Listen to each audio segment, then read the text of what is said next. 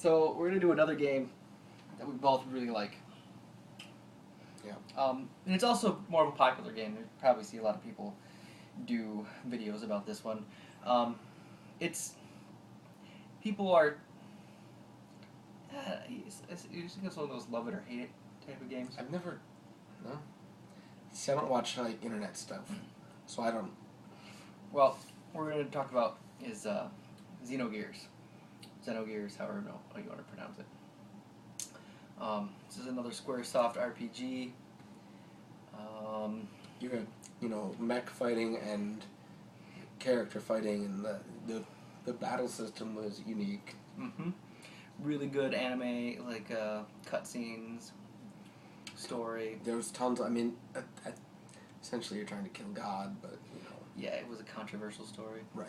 And there was lots But it of was a them. good There was like priests and molestation. Oh yeah, there was all stuff. sorts of stuff. But And you're dealing with like a multiple personality Right, type thing, and this game taught me about ego, superego, and id. I Yeah. didn't like. It goes into a lot of religious things because you're talking about reincarnation and gods and There's a couple of fun mini games too, but like overall, I mean, this game is one of those. Like the battle system is fantastic. The storyline is just amazing. It's really, really in-depth storyline. Mm-hmm. It was a unique battle system too because you did combos. You hit like the buttons. Yeah, like triangle, Square, X, bum bum bum bum. Yeah, but it was still turn-based. Right. Yeah. Had some of the best characters. Citan. Mm-hmm. So it's gonna be one of my favorite characters. I liked him better than Faye. Oh yeah, Citan. And Fong Wong. He was the sword guy, so Yeah. of course. And then there's the famous story behind this game, which has been told multiple times, is that the second disc is light in gameplay and heavy in text. Because the rumor was, and it might even be more than a rumor now, but that it was rushed. That they didn't, I think it was like Monolith Soft, or what became Monolith Soft. The people working on this game for Square, they were rushed. They needed to get the game done, and Square wanted to get it out, and they just didn't have time to finish it the way they wanted it. So a lot of the second disc is just reading text. But it's good. Yeah, it's nothing wrong with it. Just there's some people that complain that it's not complete. It's not a finished product. But I think for what they did, it was pretty good. Yeah, no, I didn't complain. Mm-hmm.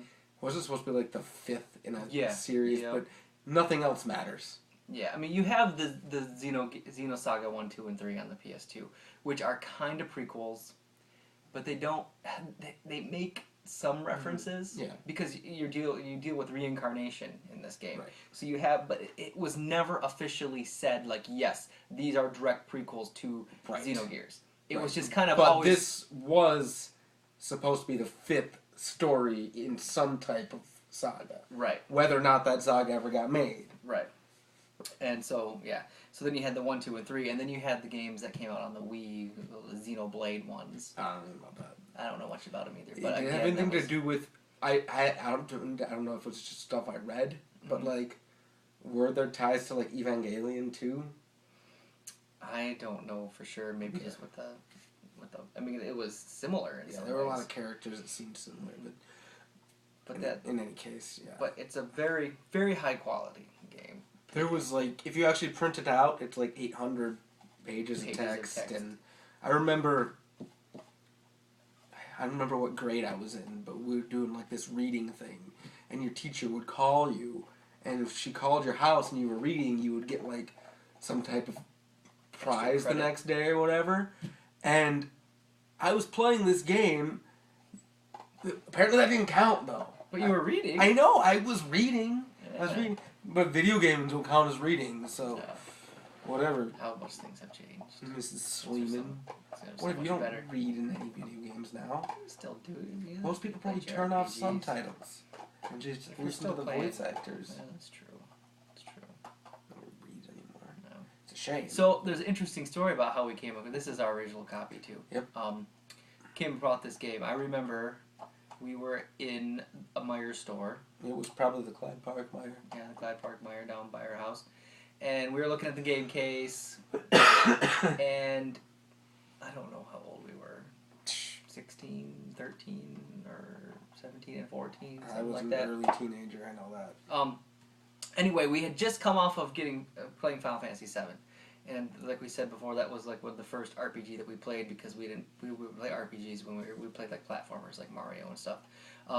So Metal Warriors. yeah, so we're looking in the game case, and there's these two games sitting right next to each other.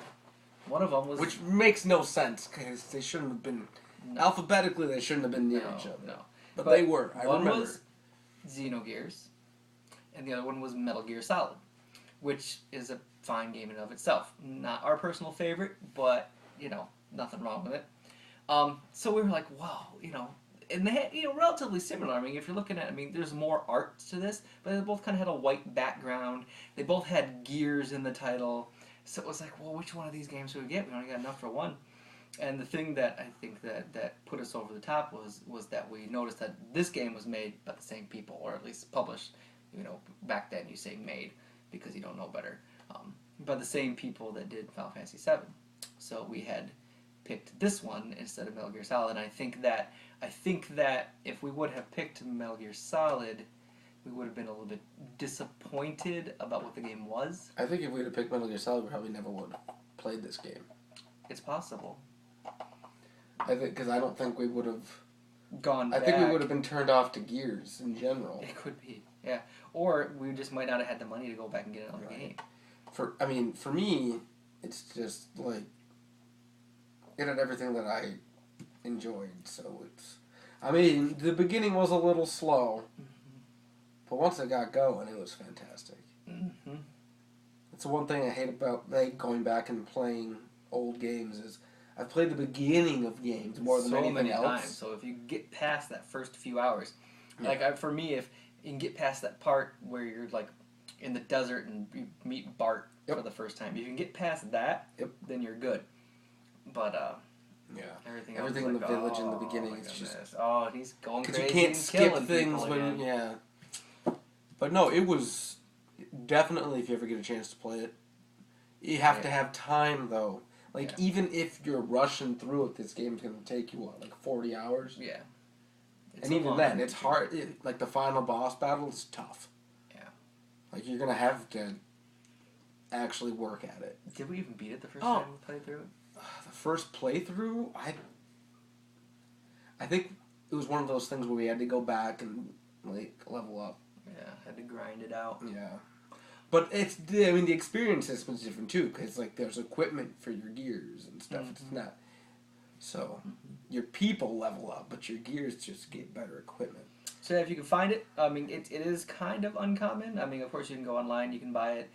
It's not super expensive. I think it's anywhere the price of a normal game, like a newer game nowadays, 50, 60, maybe 70, depending on the condition that it's in.